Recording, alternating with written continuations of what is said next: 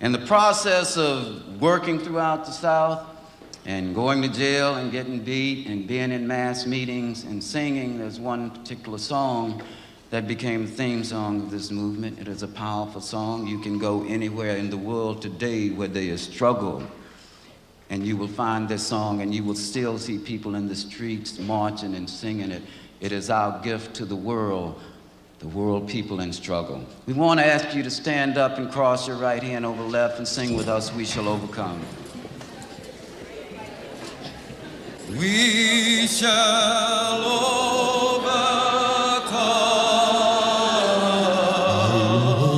We shall overcome. Lord, we shall overcome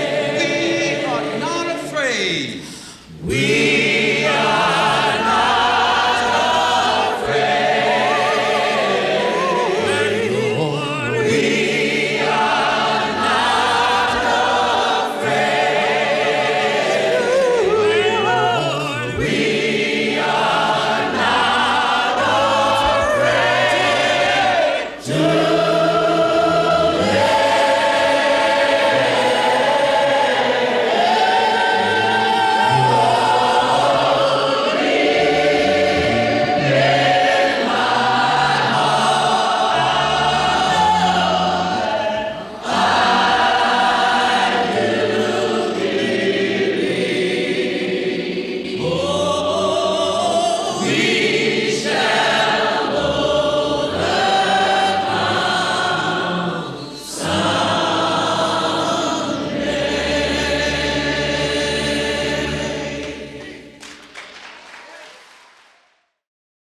Back in 1954, the Supreme Court declared the racial segregation of public schools unconstitutional. More than a year later, some African American parents in New Orleans sued the school board for failure to comply with the court's ruling. Finally, after almost 5 years of legal wrangling, a federal order was issued, demanding the gradual desegregation of New Orleans schools, beginning with the first grade. So, in November 1960, Ruby was one of only 4 black students starting first grade at the previously all-white schools. Ruby, sit still. Tomorrow's a big day. But Mom, it hurts. Everything has to be perfect for your first day of school tomorrow. I've been to school before. Yes, but never like this. Remember how the whole church prayed just for you? Why is that, Mommy? Well, tomorrow is a day of first, baby. Daddy told me I'm the first Negro child to go to a white school in New Orleans. No, child. You're the first Negro child to go to a school with white people anywhere. Now, there's a few things that I need to tell you. U.S. Marshal Service, ma'am. And how do I know you are who you say you are? Well, ma'am, if you simply just look outside of your window, you'll see 2 police cars. Now, we simply came to go over with you what to expect tomorrow. Now, ma'am, I assure you... Let me stop you right there. You have one job above all others, and that is to get my baby home safe. No matter what is said or done, your job is to not let hate win. Now, ma'am, And another thing, you have children, right? I actually do, 3 to be exact, and a beautiful wife. And you would do whatever you need to make sure they're protected, right? Well, yes. Well, I know you can't do nothing about what people say, but my baby better not have one spot on her dress. Now, ma'am, may I please speak? Go ahead. Listen, we simply came here tonight to let you know that there will be 2 cars throughout the duration this evening to make sure your house is safe. And then first thing in the morning, 4 police officers, including myself, will escort your Ruby to and from school. Now, I'm sure you may have heard that there is one teacher that has agreed to teach your daughter throughout kindergarten. Her name is Mrs. Henry, and she's a good Christian woman, and I'm pretty sure she will give her a good education. But one more thing, ma'am.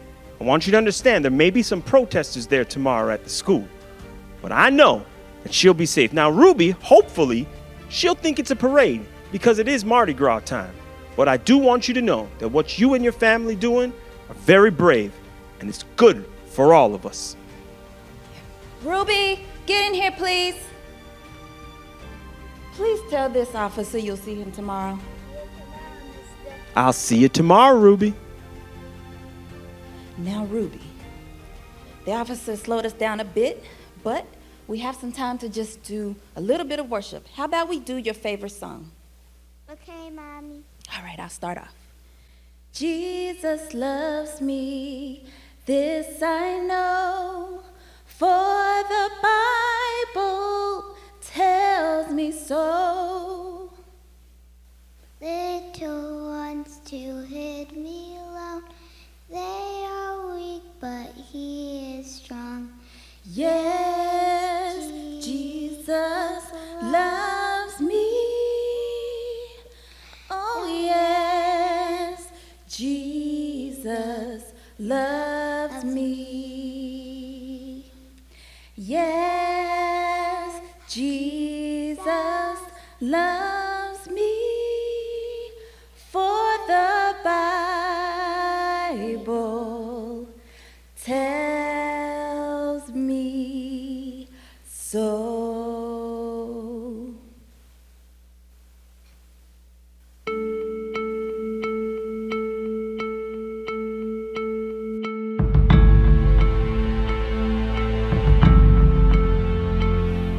Ruby Bridges was only 6, and people tried to hit her with sticks. Hateful words at her thrown, hate to all with her skin tone. She went to school on her own, the kids all left, she was alone. She wants to learn everything in life, but she has to go to school with strife. Ruby was brave and learned at school with just one teacher who was cool. Her teacher smiles, but Ruby sees her fear and uncertainty. Ruby does her best to stand tall and not let fear make her fall. Ignoring hate coming from the crowd, Ruby makes her country proud. 15 minutes past midnight, Evers got out of his car beside his home in a Negro residential area. In a vacant lot about 40 yards away, a sniper fired a single shot from a high-powered rifle at Evers' silhouette. The bullet hit him in the back, crashed through his body, through a window into the house. He died within an hour at a Jackson hospital. City detectives believe the fatal shot was fired from this sweet gum tree. They have found a rifle in the bushes which they think is the murder weapon. They say they also have other clues. Mayor Alan Thompson cut short a Florida vacation and rushed back to City Hall, where he made this statement. The City of Jackson offers $5,000 reward to anyone who gives evidence leading to the arrest and the conviction of the guilty. Merle? Merle, you home? I'm back here. Come on in, lady. All right, y'all, come on. She's coming. Oh, good. I'm so glad she's home. Oh, my goodness. I'm just so glad. I've been waiting for this week. Oh, man. Oh, look at her. I'm so sorry about everything, girl. I'm just here trying to organize for the funeral. I know. Have her sit down. Let her sit down. We're so sorry. Oh, this is so hard. And just thinking about things. Oh, thinking about what? I mean, that's why we're all here. Yeah. We're here to help you, Merle. You know, we know Edgarsford is just a few days away. But you know he was a perfectionist. Yes, I know. And all the people that's coming, Dr. King, Mr. Abernathy, I just want to be perfect. Don't even worry about all of that. The NAACP's going to take care of all of that. They send him down here to Jackson, Mississippi. He's been in the field for 10 years. Yes. Working on voters registration, making sure that everybody's got themselves together. Yes. Yes. was on the Klan's #1 kill list.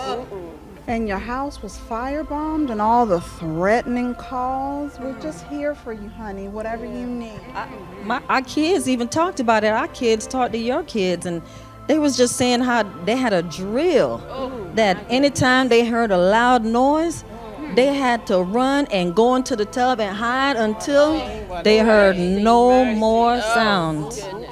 Oh, mercy. Sometimes in the still of the night, right before bedtime, I just sit back and think, what if I went faster? What if I didn't do the drill? You know, they shot him right in the driveway. If I didn't wait, could I have got him some help faster? But then I see the gunshot and I remember the hole in his back. There was nothing I could have done or anyone else. Merle, we just can't imagine what you're going through. But remember what the good book says. Yes, yes. It says we need to forgive. Yes, We gotta forgive. That's hard. Forgive who? We are all in Jackson, Mississippi together. Come on now. The same person that shot Medgar is right here in Jackson, Mississippi, walking amongst us. Who we gonna forgive?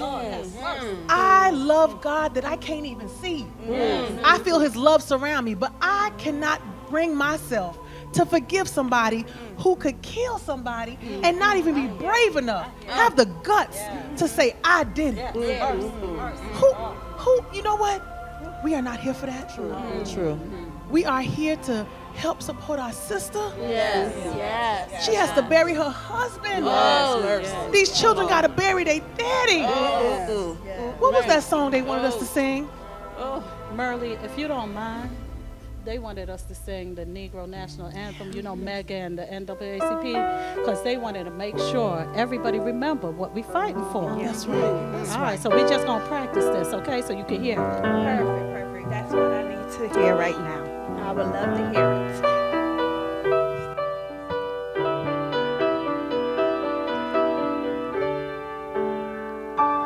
Lift every voice and sing. Lift every voice and sing till earth and heaven ring. Ring with the harmonies of liberty. Let our rejoicing rise high as the listening skies. Let it resound loud as the rolling sea. Lift every voice and sing. Sing a song full of the faith that the dark past has taught us. Sing a song full of the hope that the present has brought us. Facing the rising sun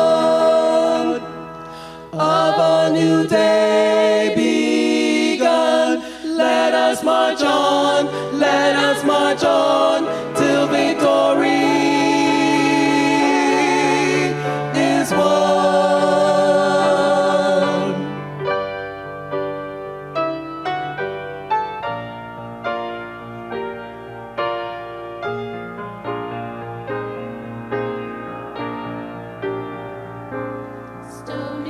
Sing a song. Sing a song. Sing a song. Sing a song.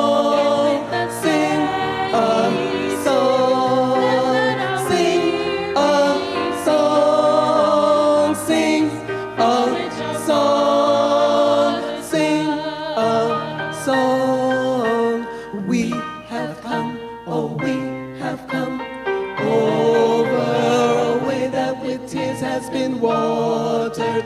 Oh we have come, treading a path through the blood of the slaughter, out of the gloomy past, till now we stand at last, where the bright gleam of a bright star is cast.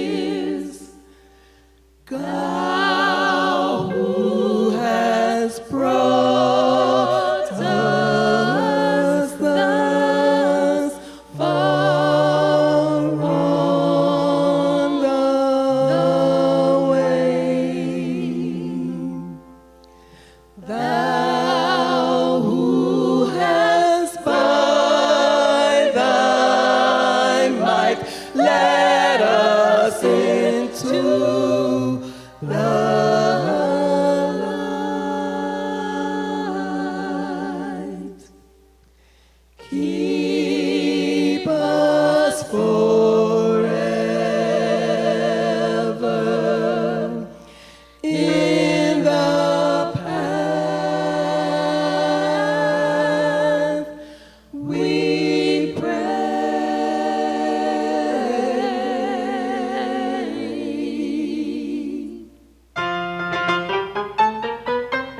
Bless our feet straight from the places of God where we met thee. Bless our hearts drunk with the wine of the world, we forget thee. Shadow beneath thy hand, may we forever stand true to our God, true to our native land.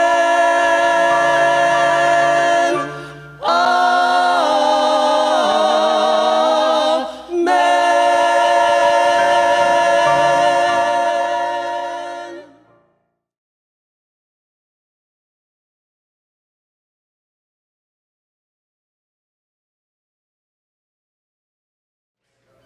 Young people, especially students in predominantly black colleges, were inspired to move against the injustices they saw. In the winter of 1960, they began a series of sit-ins at segregated lunch counters in a dozen American cities that refused to serve African Americans. We shall not be moved. We shall not be moved like a tree that's planted by the water. We shall not be moved. We shall not be moved. We shall not be moved like a tree that's planted by the water.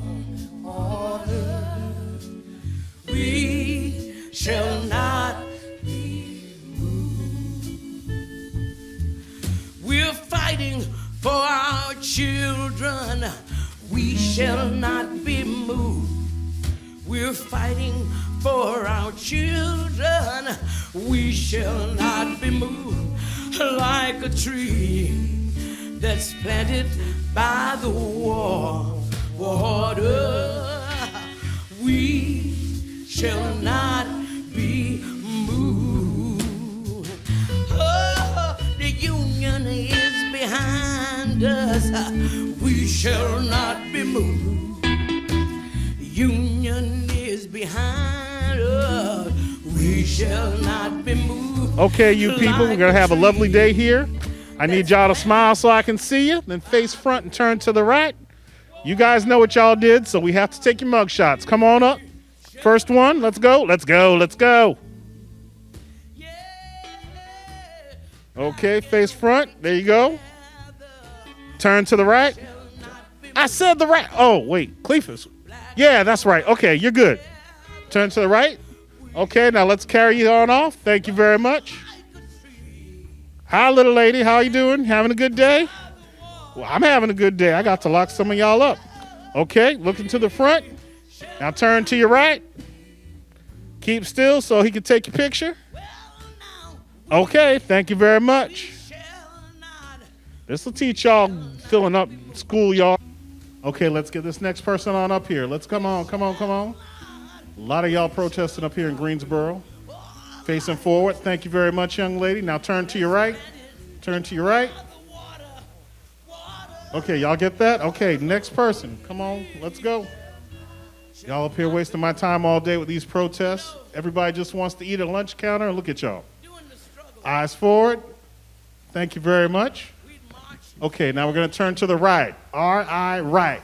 Yes, that's it. Thank you. Okay, I think we've got one last person. Come on up here. All right. You guys up here in Greensboro, North Carolina, filling up our kitchen counters with your protest. Turn to the front. Now turn to the right. Keep still. All right, thank you very much. I think we have one more coming up here. Let's go, you students. Yeah, talk about y'all reading and writing. Let's go. Follow my instructions. You can read and write. Face forward. Now turn to your right. R-I, right. You got it. Okay, thank you very much. I want you to enjoy your night of hospitality here at the Greenville Police Department. Thank you very much. All right, we got our last protester for the day, ruining my day. I'm trying to sit here and y'all messing up the five and dime with your sit-ins. Look forward. I need you to turn to the right. I'm trying to go home today. Don't slow me down. Let's go. Okay. Anything else before we go, sir? We're good? Well, I know these other students won't tell you anything, but hey, I'm going to jail on some trumped up charges anyways. You mean to tell me we don't have the right to sit at the table peacefully? We deserve that. You say they have the right to serve whoever they want? How about the right to do the right thing? We're good enough to cook and serve and clean up y'all establishment while we wait to be bailed out and pay our fines. We're going to mention the names of Jesus, Paul, Silas, Peter, John, and so many more mention the name of Jesus, and so will we.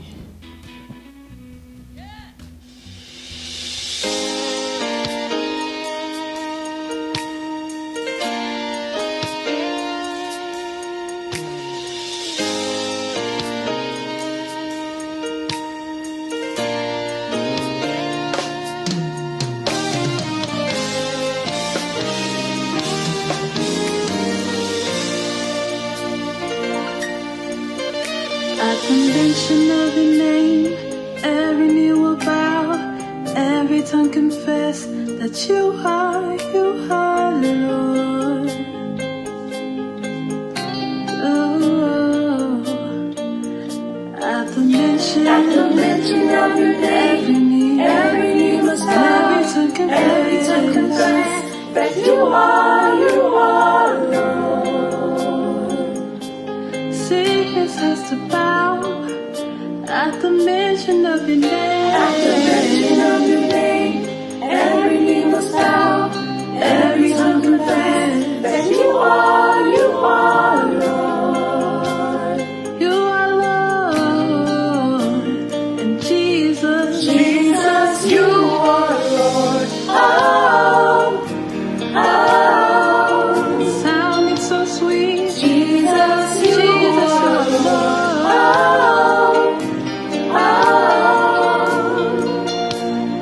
Jesus, you are Lord.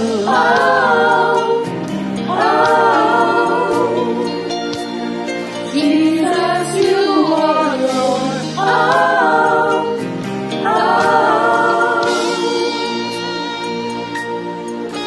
At the mention of your name, the scales fall from their eyes. Once blinded eyes will see that you are Lord.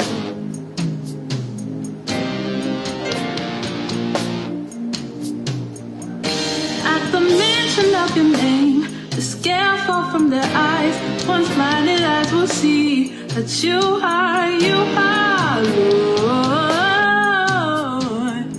Say, Jesus, you are. Jesus, you are Lord. Say, Jesus, you are. Jesus, you are Lord. Jesus, you are. Jesus, you are Lord. Say, Jesus, you are. Jesus, you are Lord.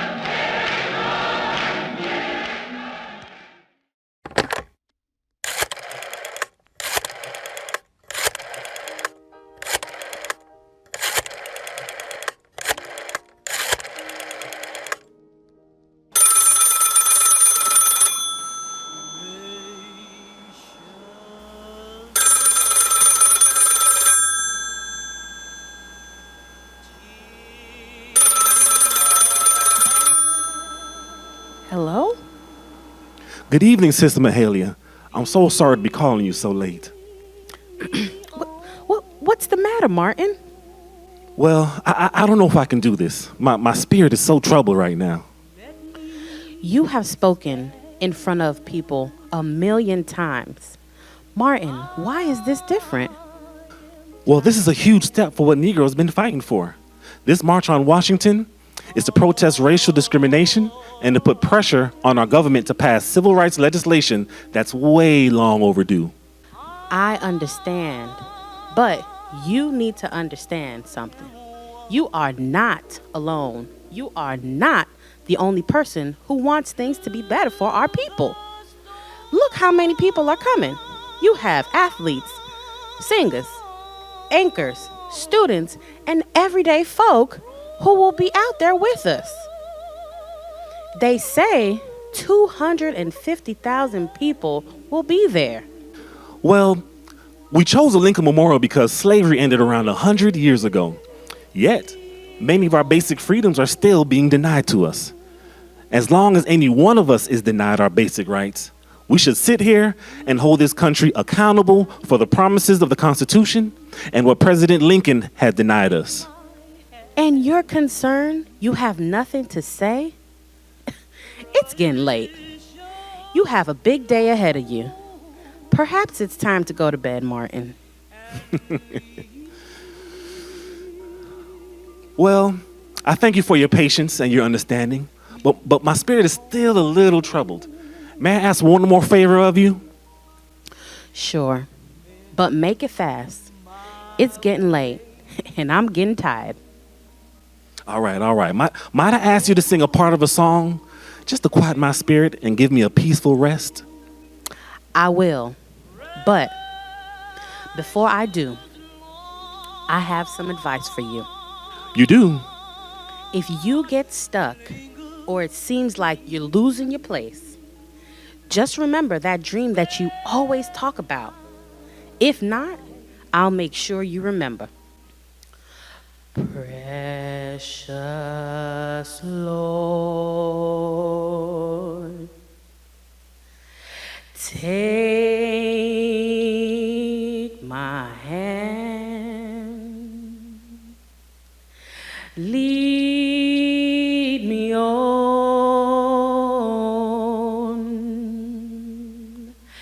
let me stand. I am tired, I'm weak, I'm worn through the storm. Let freedom ring from Lookout Mountain of Tennessee. Let freedom ring from every hill and molehill of Mississippi, from every mountainside. Let freedom ring, and when this happens, when we allow freedom ring, when we let it ring from every village and every hamlet, from every state and every city, we will be able to speed up that day when all of God's black men and white men, Jews and Gentiles, Protestants and Catholics, will be able to join hands and sing in the words of the old Negro spiritual. Free at last, free at last. Thank God Almighty, we are free at last.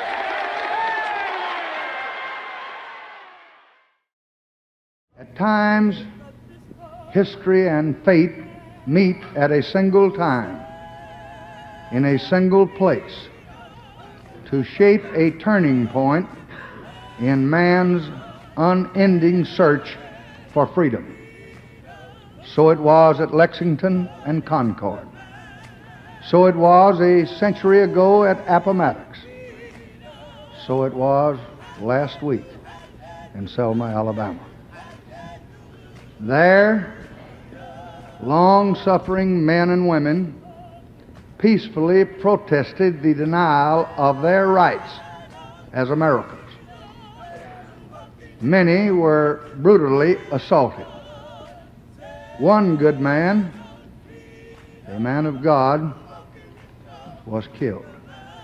Many of the issues of civil rights are very complex and most difficult. But about this, there can and should be no argument. Every American citizen must have an equal right to vote.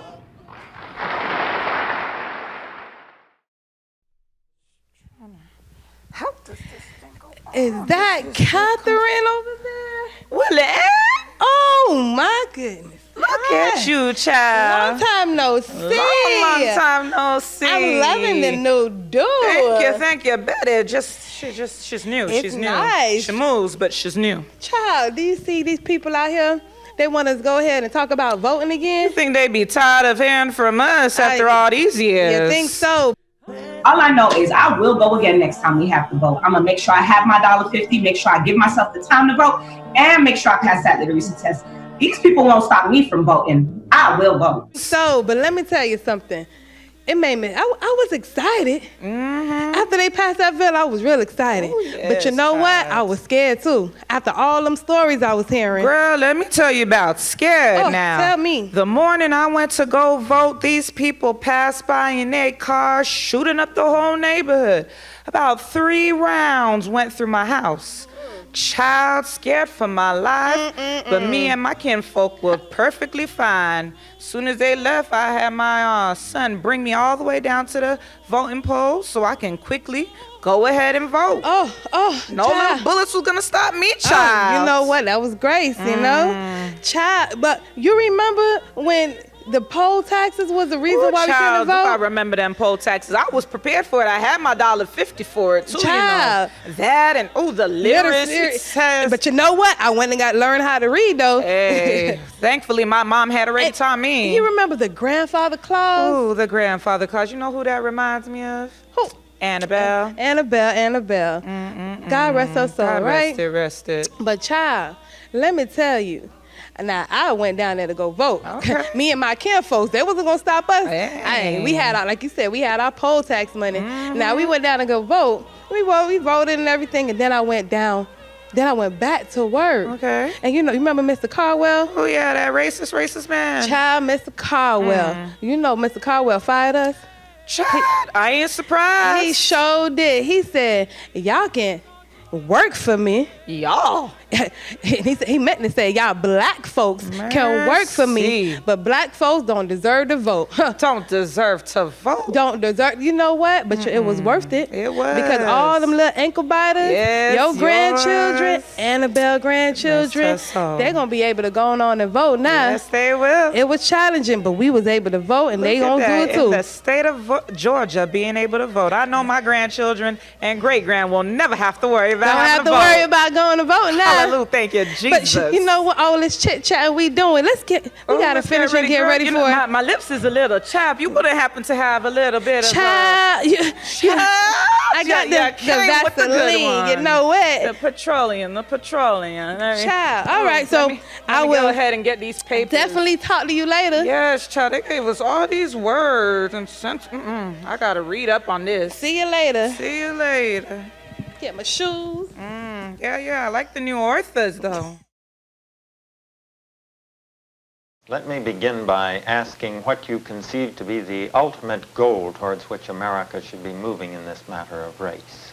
Well, I'll begin by saying that I take very seriously the federal Constitution, the Christian gospel, and the American dream, equality and justice for all.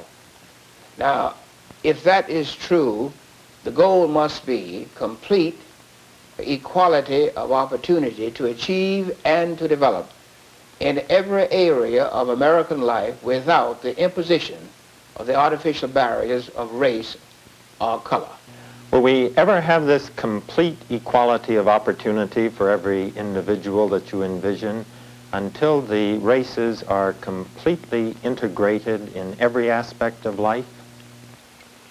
I think you are quite right if I understand the implication of your question.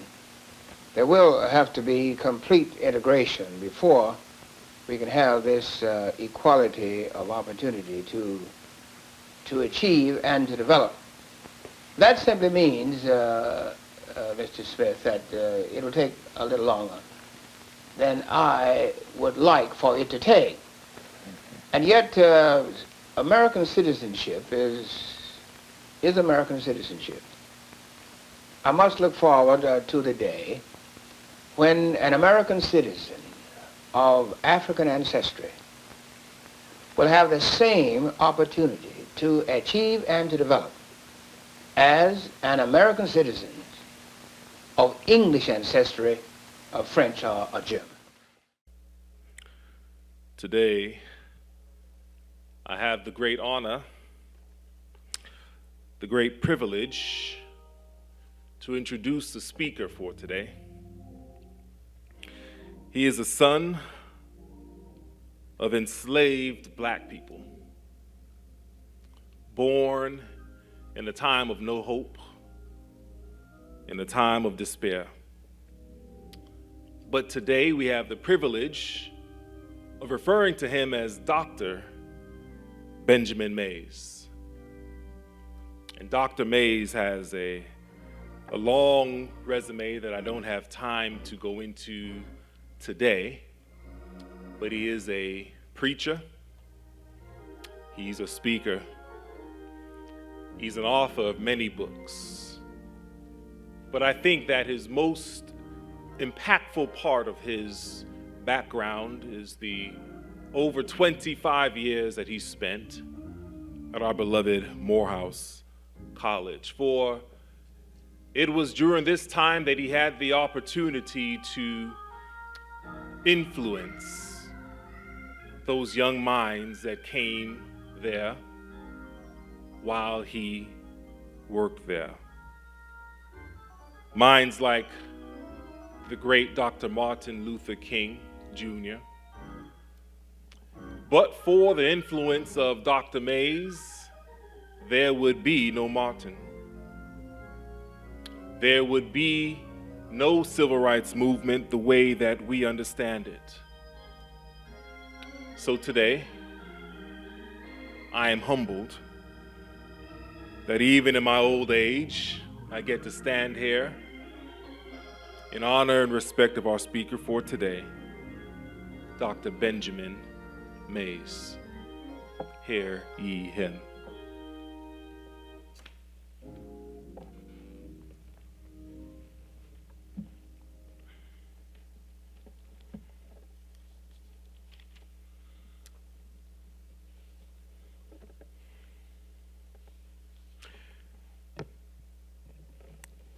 Greetings, friends.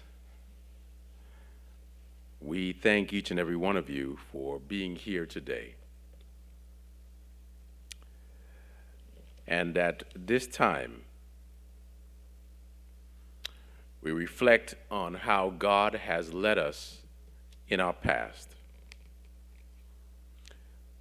I would invite you to go with me to Exodus chapter 9 and verses 1. The Bible says, "Then the Lord said to Moses, 'Go to Pharaoh and say to him, this is what the Lord, the God of the Hebrews, says, let my people go, so that they may worship me.'" Let us pray. Father, we seek your word today, and we ask for a message from you. This we pray in Jesus' name. Amen. Today we are gathered here to reflect on what God has done in our past. God was the one who took the children of Israel down into the land of Egypt. God is the one who took the children of Israel out of the land of Egypt. Today we're gathered to reflect and what our God has done in our past, and also to celebrate the future. Many of you may ask the question, why do I have to reflect on our past? Why should I reflect on what we have gone through? Well, my friends, when we reflect on what we have gone through, what we have endured in the past, it's where we're able to see that it's only because of our God that we're able to stand right now. If you just stay with me for a little while, we'll survey the annals of history and review the pages that are written in this holy book. Here we find that God said that man was made in his image and in his likeness. But for one reason or the other, that image was marred in the hands of greedy men and women. Men who sought to be capitalistic in their approach. Men who sought to enslave other human beings. Men who tried to justify their actions by calling us 3/5 of a man. These greedy, money-grabbing, fame-seeking, and wealth-hoarding pawns took unsuspecting innocent children and parents from the continent of Africa. Many of us had died along the way, and like a python devouring its innocent prey, these vipers brought us over into this foreign land and enslaved us and beat us every waking day of our lives. We came into this land called the United States of America. We cried and died hoping that one day we would be free. Many of our ancestors found themselves in a place where they were enslaved by massa, couldn't get no satisfaction from seeing the vengeance that we talked about of the Lord. We longed for a day when we would not be enslaved. We hoped for a day when we would not be enslaved. We wished for a day when we would not be enslaved. We desired not to be enslaved. We prayed, and yet we felt stuck. But one day, with perseverance and persistence in prayer, our God answered. I said, our God answered. And in this land, war broke out. The cotton trade was at risk, they said. Some said this would break America because it spawned and sparked a civil war. Oh, thank God it sparked a civil war. But thank God some stood up and declared that it's not right for black people to be treated like cattle. It's not right for us to be treated inhumanely. It's not right for us to be held as slaves. And they fought against each other, brother against brother. This war was unparalleled in the nation, and need I say in the world.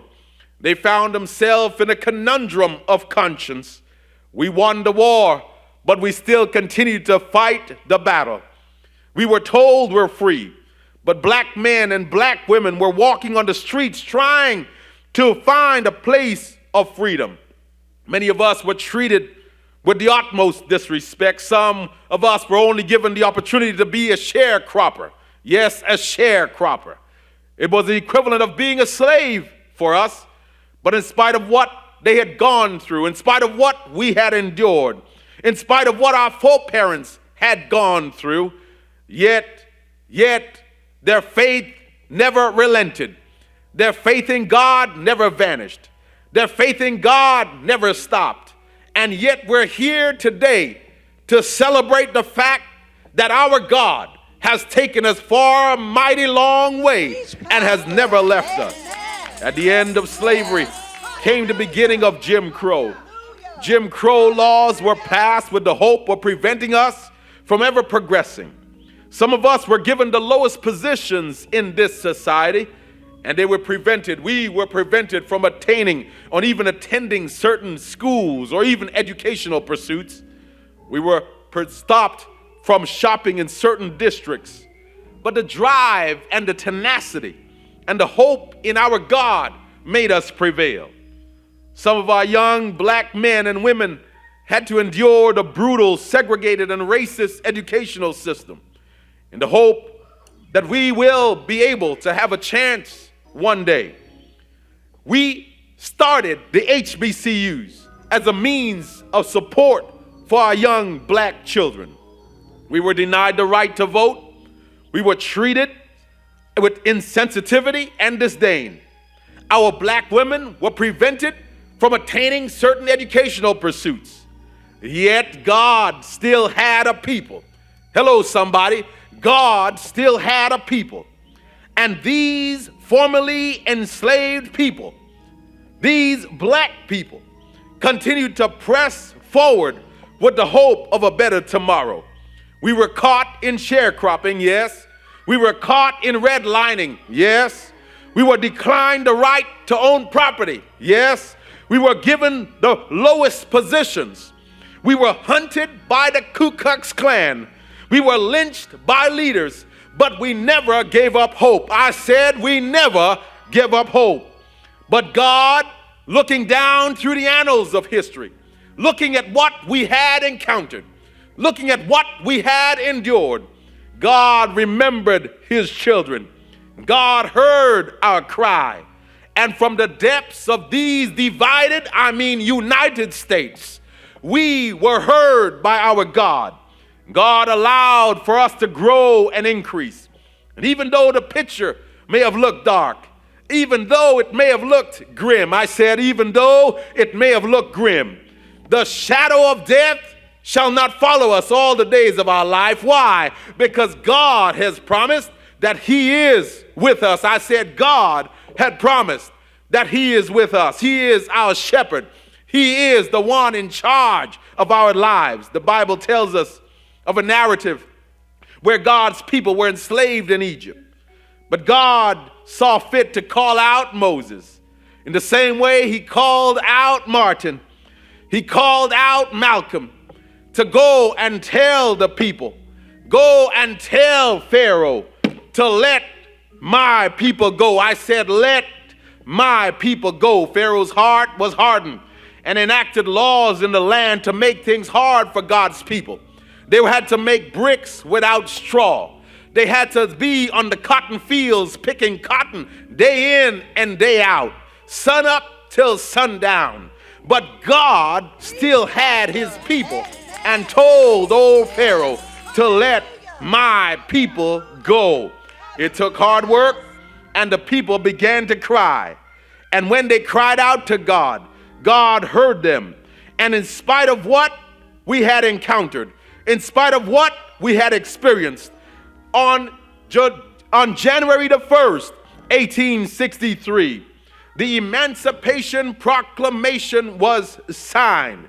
And because we all did not get word at the same time, some of the slave owners refused to tell us. We were displaced. We were stuck on the plantation. We were not all free. We could not all celebrate at the same time. But thank God, on June the 19th, 1865, now known as Juneteenth, God saw fit that all of God's people, all of God's enslaved people, were able to go free. We fought against the laws of establishment that tried to enslave us. We fought against the dogs that bark and try to bite us. We fought against the water hoses that knocked us to the ground. We fought against our economic system that tried to oppress us. We fought against the tyrants that tried to redline us. We fought against the banks that tried to deny us. We fought against the Pharaoh that tried to enslave us. We fought against racists disguised as patriots. We fought against injustices. We fought against inhumanity. We boycotted the buses. We marched till our feet were hurt and ached.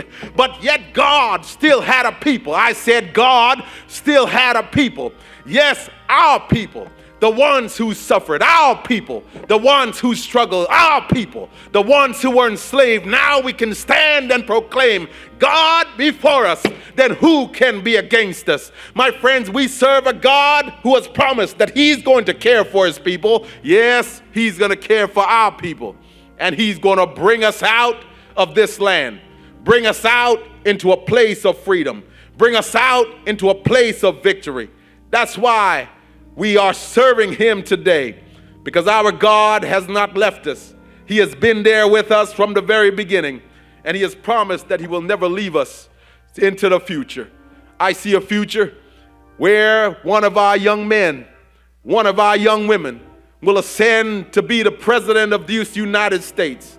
I see a future where there's no turning back, where we can have as our slogan, yes, we can. I see a future where we can stand tall and shatter all ceilings. I see a future where we can be called sons and daughters in the image of God. God bless you. And I pray that each day we keep our eyes on the heavenly prize that's before us. Let us pray. Father, continue to be with your children. Let us always remember that in the same way you brought the children of Israel out of the hands of Egyptian bondage, in the same way you will bring us out of whatever situations try to keep us in bondage now. This we pray in Jesus' name. If we just pray real quick, if you want to pray. For the prayer of the righteous availeth much.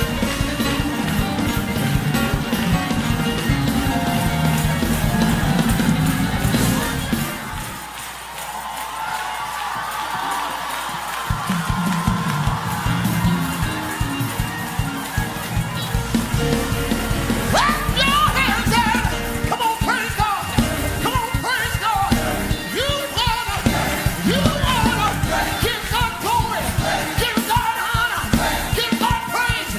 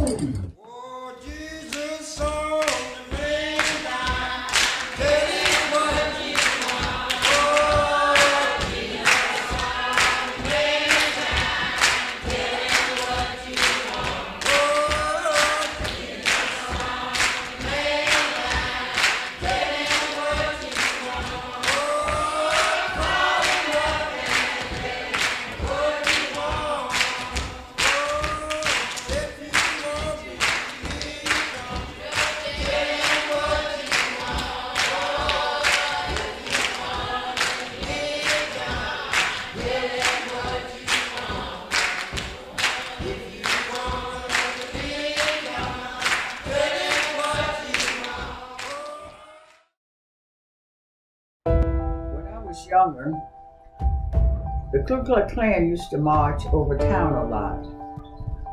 But I wasn't born over town. My grandmother very seldom let us even go over that way. But I was born and raised in Coconut Grove. But the Ku Klux Klan used to march up and down 2nd and 3rd Avenue, frightening the black people and going through there beating up black men and doing what they want to do. Well, they got tired of that.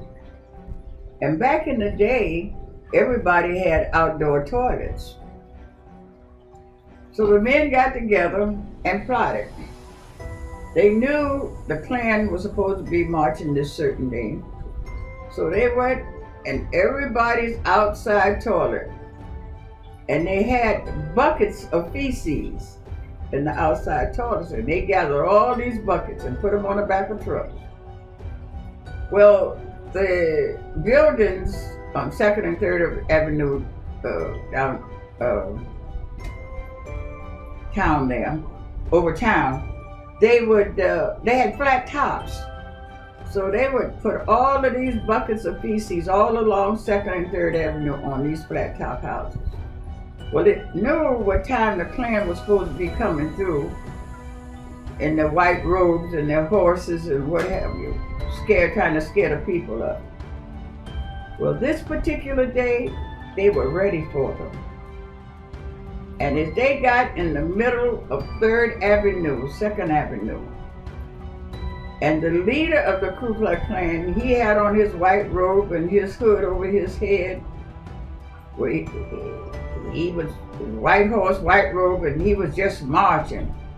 Well, they let him get down in the middle of the street. And they started throwing those buckets of feces down on him. They hit the leader with the white sheet on and his hood. When the bucket hit them and spilled all over that white horse and the sheet, the horse threw the leader on the ground and took off, heading downtown Miami, crossed the railroad track. And they were throwing the buckets down on the rest of them, and the horses did the same thing, threw the riders off, and they were headed down, across the railroad track, going in downtown Miami. I guess those horses was wondering what was smelling so bad. It was them. And up and down 2nd and 3rd Avenue, after it was all over, the store owners supplied the bleach and the bleach and the soap. So they spend the rest of the day cleaning up, because down over town was really stink. They had come all the way to Liberty City, all the way around, and all those people that had the outside toilets, they just took the bucket of feces out. And I hope you understand when I say feces, I won't tell you the word, but 2nd and 3rd Avenue was stink for days.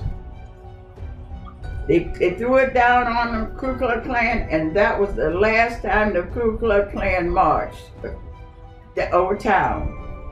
They didn't march over town no more. You hear KKK, but they didn't march down over town anymore after that.